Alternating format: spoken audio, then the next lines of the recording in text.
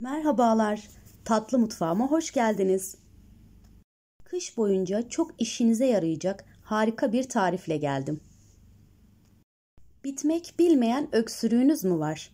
Çocuklarınızda balgam sorunu mu var? Ya da bronşitiniz mi var? Bu tarif tam da size göre.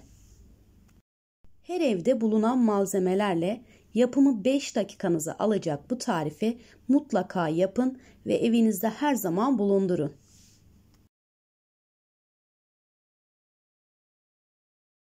Sizleri daha fazla bekletmeden hemen bu harika karışımın yapım aşamasına geçebiliriz. Malzemelerimiz 1 çay bardağı dut pekmezi, 1 tatlı kaşığı karabiber, 1 tatlı kaşığı toz zencefil, 1 yemek kaşığı bal, 1 yemek kaşığı tereyağı ve yarım adet limonun suyu. 1 yaşından küçük çocuklar için ya da eğer ki bala karşı alerjisi olanlar balı kullanmayabilir. Sadece pekmezle yapmanız da yeterli. Öncelikle tereyağımızı eritelim ve daha sonra üzerine malzemelerimizi ekleyelim.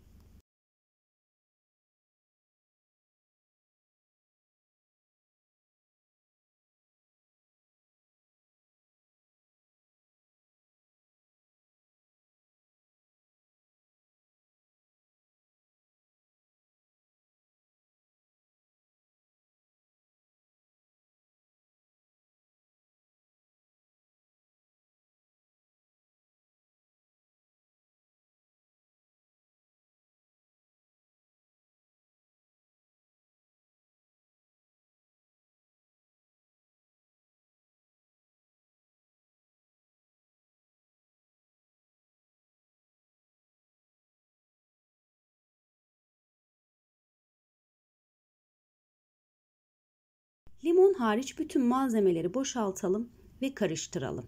Daha sonra ocağa alalım. Kenarlardan fokurdamaya başlayıncaya kadar ocakta pişirelim.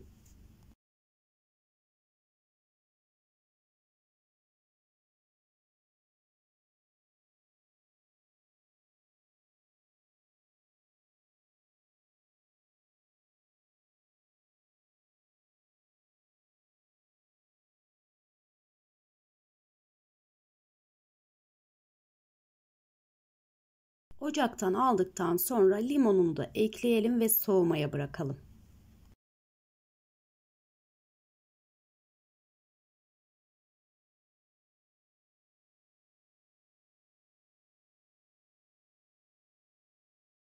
Soğuduktan sonra kavanozumuza dolduralım, kapağını kapatalım ve mutfak dolabında herhangi bir yerde muhafaza edebilirsiniz.